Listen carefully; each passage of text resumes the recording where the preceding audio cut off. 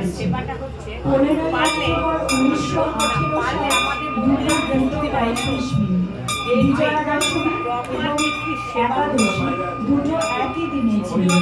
25শে September বাবা জ্বরে আক্রান্ত হয়েছিল। 9 অক্টোবর বাবার প্রিয় ইটটি ভেঙে দুটুকরো হয়ে যায়।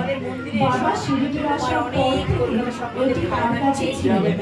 বাবা খুব যত্ন সহকারে ইটটি রক্ষা করতেন এবং লালন করতেন। এই ইটটি বাবা কাপড় মুড়িয়ে ঘুমানোর সময় বালিশের মতো ব্যবহার করতেন। মলসাপতি কাশিরাম সিং রোজ ইটটি ধুয়ে পুজো করে ধুলির পাশে পিলারের কাছে শুকিয়ে রাখত খুব যত্ন সহকারে। পরে মধু পাসলে এই একই কাজটা করতেন। 9 অক্টোবর 1918 সালে যখন ইটটি দুটুকরো হয়ে ভেঙে গেল, বাবা খুব দুঃখ পেয়েছিলেন এবং বলেছিলেন, আমি আমার ঘনিষ্ঠ সঙ্গীকে হারিয়েছি। ইট নয়, আমার ভাগ্যই ভেঙে দুই টুকরো হয়ে গেছে। এবং সত্যি বাবার স্বাস্থ্যের অবনতি ঘটে গেছে। এই সত্যি বাবার স্বাস্থ্যের অবনতি ঘটেছিল এবং 2-3 দিন ধরে বাবার জ্বর ছিল। তারপর তিনি তার খাবার গ্রহণ এবং ভিক্ষাবৃত্তি বন্ধ করে মসজিদে চুপচাপ বসে থাকেন। ইট ভাঙার মাত্র 5-6 দিন পরে তিনি পরব্রহ্মে মিশে যান। এই ঘটনার আগে বাবার কথায় কথায় নির্বাণ সম্পর্কে ইঙ্গিত পাওয়া যেত, কিন্তু কেউই তার তাৎপর্য বুঝতে পারত না।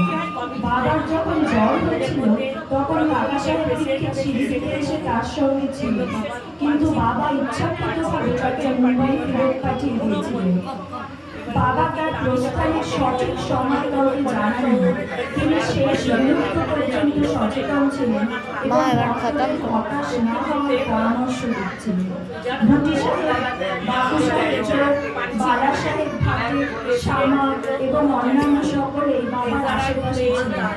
লেন বিভাগে যাওয়া, ভিক্ষা করা এবং অন্যান্য নিত্যকর্ম চলতে থাকে যতক্ষণ না তিনি একেবারেই হাঁটতে অসমর্থ হয়ে যান।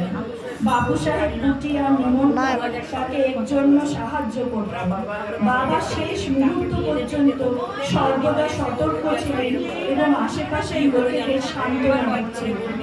15ই অক্টোবর দুপুরে আরতি অনুষ্ঠিত হয়। তারপর বাবা পক্ষে বাবু সাহেব, কাকা সাহেব এবং অন্যদের খেতে যেতে অনুরোধ করে।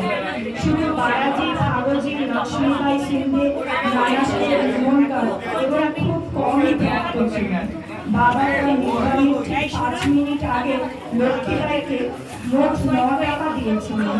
তারপর তিনি বলেছিলেন, আমার এখানে ভালো লাগছে না, আমাকে ডাগরিওয়াড়া, যেটি নাকি বাবুজিওয়াড়া, সেখানে এখন বর্তমান সমাধি মন্দির, সেখানে নিয়ে যাবেন। এটাই ছিল বাবার শেষ আদেশ।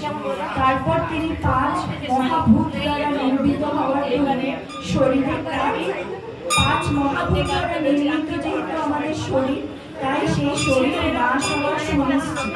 কিন্তু বাবা পরম ব্রহ্মস্বরূপ শ্রী দত্তাত্রেয়ের মতো সাইয়ের মৃত্যু নেই।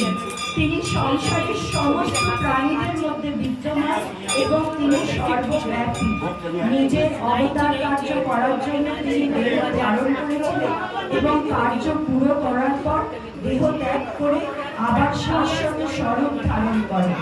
আমাদের গুরুদেব শ্রী সচ্চিদানন্দ সদ্গুরু সাইনাথ মহারাজকেও আমরা সাই ভক্তরা সর্ব প্রাণীর মধ্যে সবের মধ্যে মঙ্গলম ভগবান বিষ্ণু মঙ্গলম গরুড়ধ্বজা মঙ্গলম পুণ্ডরীকাক্ষম মঙ্গলায় তনম সচ্চিদানন্দ কন্দায় জগদঙ্কুর হেতবে সচ্চিদানন্দ কন্দায় জগদঙ্কুর হেতবে सच्चिदानंद स्वरूपाय बोधक सुखकारिणे नमो वेदांत वेद्याय गुरुवे बुद्धि साक्षिणे गुरुर्ब्रह्मा गुरुर्विष्णु गुरुदेव महेश्वरा गुरु साक्षात् परम ब्रह्म तस्मै श्री गुरवे नमः।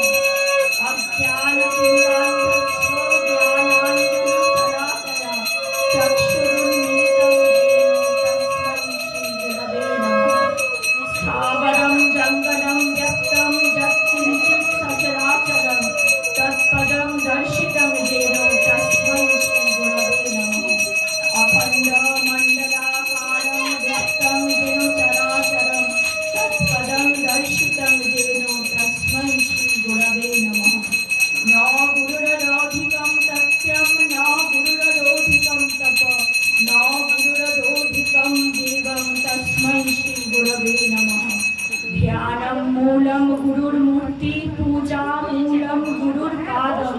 मंत्रमूलम गुरुर्वाक्य मोक्षमूलम गुरुकृपा गुरुर्पाददकं पानं गुरुरुच्छिष्ट भोजनं गुरुर्मूर्ति सदा ध्यानं गुरुर्मूर्ति सदा जपः अखंड अज्ञान मूलहरणं जन्म कर्म निवारणं ज्ञान वैराग्य सिद्धार्थं गुरुर्पाददकं ब्रह्मानन्दं परमशिवं केवलज्ञानमूर्तिं दण्डातीतं गगनतत्सदृशं तत्त्वमस्याधिलक्ष्यम् एकं नित्यं विमलमोचलं सर्वाधिसाक्षिभक्तं भवातीतं त्रिगुणरहितं सद्गुरुं नित्यशुद्धं